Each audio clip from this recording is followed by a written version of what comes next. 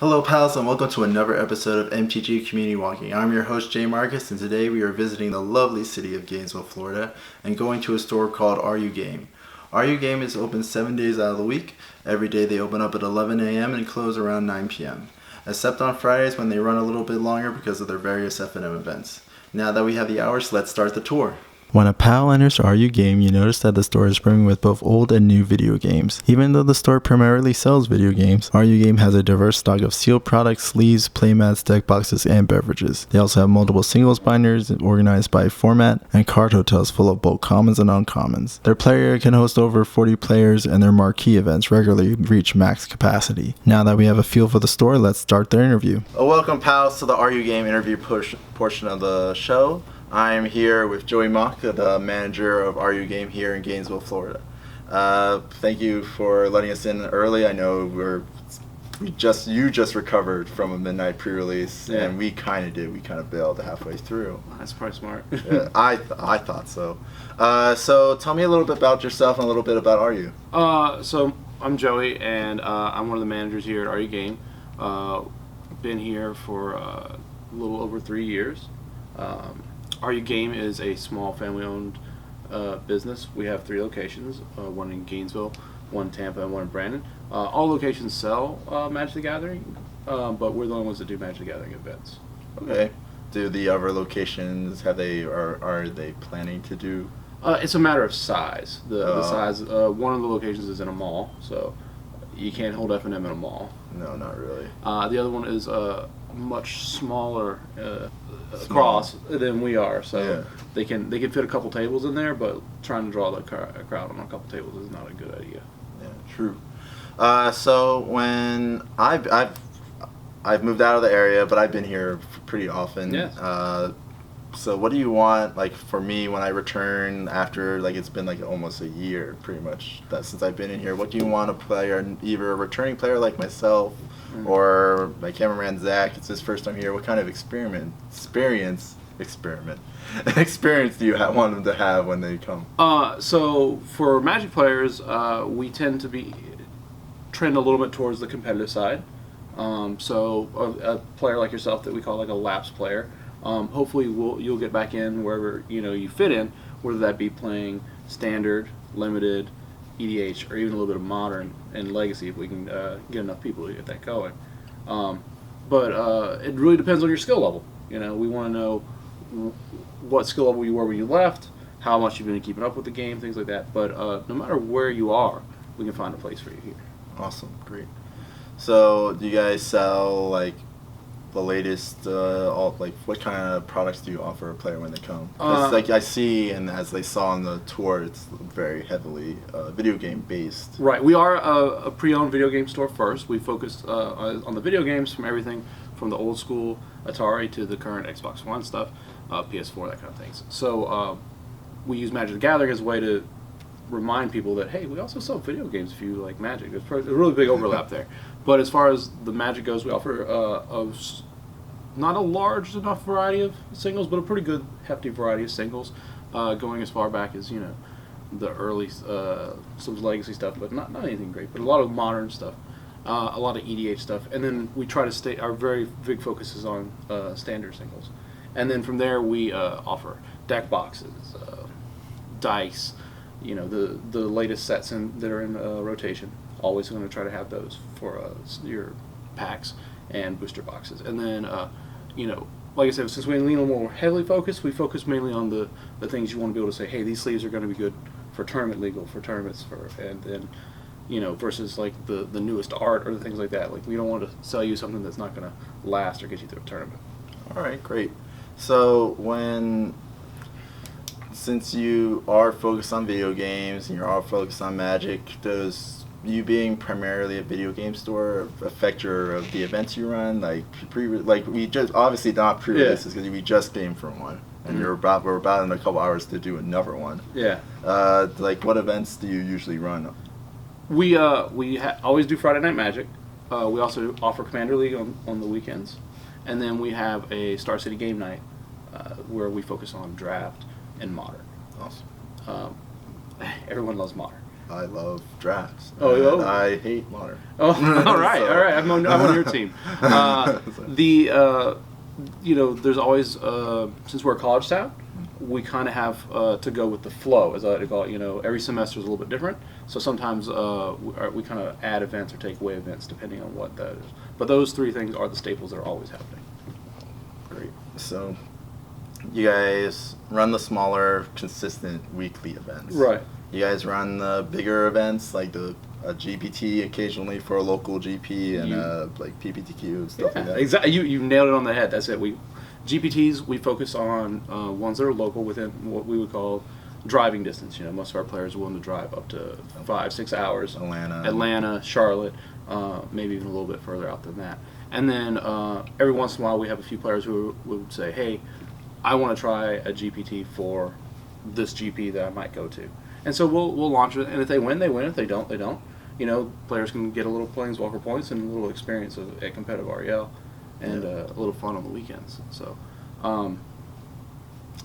outside of that, we also try to, we started doing a learn to play Magic event in the community at the local library. We also try to do, go to local conventions and things like that, and say, hey, we also do Magic and video games. Get our name out there. Let people know. So you mentioned, as I like to ask most stores when I go there, it's like, what do you guys offer to help teach new, like just fresh players, not even returning players, like a fresh player? Like I played against a woman last night who's only been playing since April. So what do you offer in terms of helping out the brand newest of the new? So with the newest of the new players, I usually tell them the best thing to do is Wizards makes a really cool welcome deck. The welcome decks are free. They're sent to us for free. And so we give them out to players. And the welcome decks contain 2 pre-constructed 30-card decks. We give those to the players. And then we sit down with them if they have the time then to immediately learn. Well, one of us will sit down with them, teach them how to play, go through the basic rules and interaction. And then invite them to come back on our free Learn to Play segment of Friday Night Magic, which is from 4 to 6:30.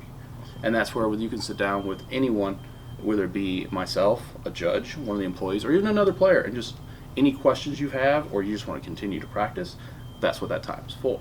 And then we also try to encourage new players to log on to Wizards and download MTG Duels, just because it's a really good teaching program. I tell people it's not exactly the same experience you'll get from paper Magic, but the rules are there, and the rules are the same, and you'll kind of get a real firm grasp. It's a Magic, as I speak to most new players or returning players, like, hey, you just need them, like, learn the rules. It takes a master to start manipulating them and figuring out all the little tricks and combat ways and being sneaky. Plus, MTG Duels won't let you cheat.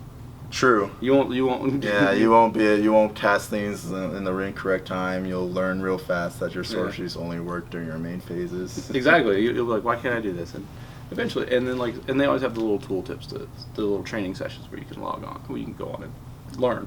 So that's kind of one of the things like that. And then we try not to push product on people. Say, I want to give you the welcome deck. I want you to try this. I want you to see if you like the game before you start investing money in it, because I don't want a new player to be scorned by, I spent this much money and I can't. Yeah. Here's a whole buy. Yeah, you just started here. Buy these booster. You need boxes. you need this booster box and that's sleeves, and that's not what we're about. We're making sure that people like the game and want to come back and have a good experience. And then we try to push them into limited after that. That's a smart move. Smart move, I say. That's how you build your collection. It's how you build a collection and learn at the same time. And then some people stick in limited, some people go to constructed formats. But and then there's different ways to approach that. Awesome. So which event, if any, brings keeps the customers keep coming back in? What element of your store keeps the customers returning? I like to think that we're very not personality driven. People like us, who we are, and the value we offer. Like I said, I push the store to be very competitive. If you want to be the best in town, hopefully you're playing here. And that's also kind of hard to kind of push players. Like, hey, I see you got your homebrew there. That's cool and all, but you got to make it shine, because I don't want you to feel bad at it. And then a lot of times those brews are cool. And we try to encourage that too. But I don't want to see anyone coming in and getting hurt because a top 8 deck took them out. Yeah, I mean, a lot of the brewers have pride in just losing. It's like, hey, if they get a game off it, so. And it's part of the the Brewers code. It's like, you know what? It's like we might lose a lot to these top 8 decks, but one day I'm gonna hit. And it's gonna be big. I've been there. I've been the guy who's like, yeah, I'm so far out of the meta, I'm unstoppable, and then, you know. So, do you guys offer any other like non-Magic events? Do you guys run any video game tournaments or anything? We were doing weekly smashes, but we're in the summer semester, so come the fall, kids are gone. Right, come the fall, we'll see how we'll be back on doing that again. We also offer we have open tables throughout the week, so we offer whatever events people want to do. We've actually got the Pokemon League here in town starting to come and show with the Pokemon Go starting to take off. They're also bringing, this is a Pokemon Stop if you're watching this right now. Yeah, we're a PokeStop official. They're also, bringing their 3DSs and, throwing down on Pokemon here as well. And then, I do a little bit of charity streaming here for Extra Life. We also have done other events for like Force of Will and Netrunner and stuff like that. So, and some of that comes with going with whatever the consumer base wants. Yeah. The players are like, hey, can you run this? And you're like, well, yes. If you get the players, we'll run it. You got it, man. I've done everything from Madden to Mario Kart. So, thanks. I like Mario Kart. Good old-fashioned race with bananas and shells. It's real fun. So, do you guys have any plans to improve your store? Anything in the works to like take your customer experience, like even if it's just simple, like maybe get a bigger fridge so you can hold more soda? We've done that, believe it or not. We actually went from a giant regular fridge to a little mini fridge up front, so it's a little easy, like a little easier for selection. We're always trying to upgrade the tables and chairs. Like we got the nice chairs here, so trying to get everything on that. Always get the new nice play mats, so that way if you didn't bring your play mat, it's okay. If I had a dream, we would have more space, but we have to talk to the dentist and get him to slide down a little bit. But I think we're kind of happy where we are, and just it's mainly making sure we stay on top of things, getting the chairs and tables so it's nice and presentation up. So great. Well, Joey, I want to thank you once again for letting us in and doing this interview. No problem. Pals, that concludes this interview portion of the Are You Games video. I want to thank you all for watching and making it this far. If you like the video, please subscribe to our content, write a comment, even if it's just first. And we are about to start Patreon, so keep on the lookout for that. So if you like us and want us to keep doing this, gas money is a real thing. So please donate $1 if you can. If not, no big deal. Just watch the video and keep doing what you're doing.